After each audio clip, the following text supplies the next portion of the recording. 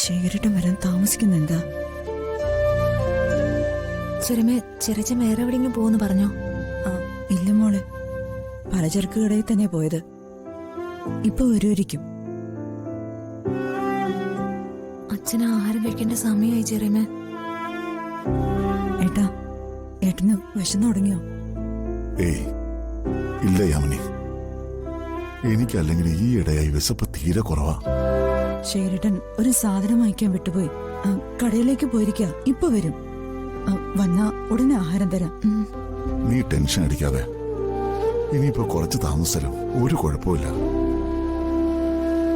പക്ഷെ എനിക്ക് കുഴപ്പമുണ്ട്.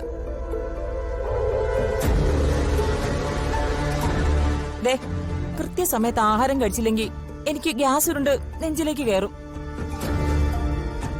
ഉരുണ്ട് കയറാൻ ഗ്യാസ് എന്താ റോഡ് റോളറാണോ? നിനക്കറിയാലോ പ്രതാപ, ആഹാര കാര്യത്തിനോടുള്ള എന്റെ കൃത്യനിഷ്ഠ. എനിക്കത് പണ്ട് മുതലേ ഉള്ള ശീലോ. വിശപ്പിന്റെ കാര്യത്തിൽ ഞാനൊരു പിശാച. അല്ലാതെ തന്നെ പിശാചാണല്ലോ. എന്താ ചിരിക്കുന്നേ? ചേച്ചി, ചിരി മറന്നു പോരല്ലേ ചേച്ചി നമ്മളെല്ലാവരും. അവര് ചിരിക്കട്ടെ. ചിരിക്കുന്നവരും ചിരിപ്പിക്കുന്നവരും എത്ര ഭാഗ്യവന്മാരാ. അവരുടെ അത്രയും പോസിറ്റീവായ മറ്റൊരു മനുഷ്യരില്ല. കൂടുതൽ ചിരിയെ ആപത്താണെന്ന് പല പണ്ഡിതന്മാരും അഭിപ്രായപ്പെട്ടിട്ടുണ്ട്.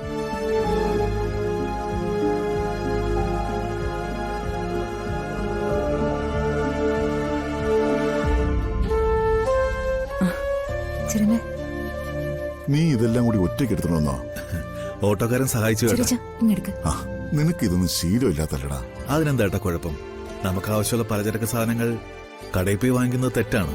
ഏട്ടാ, ഒരു 10 മിനിറ്റ് ഇപ്പൊ റെഡിയാക്കാം. മോള് വാ. ഇതിലൊക്കെ എന്താ തെറ്റ്?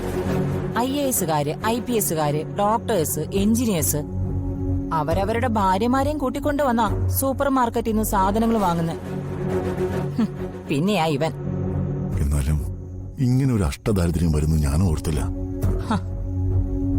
ഇതൊന്നും ദാരിദ്ര്യമല്ല പ്രതാപ. കോടാനു കോടികളുടെ സ്വത്തുള്ള ആളാ ഞങ്ങളുടെ ക്ലബിന്റെ പ്രസിഡന്റ് തെയ്യാമ്മ ചെറിയന്റെ ഭർത്താവ് ചെറിയാൻ.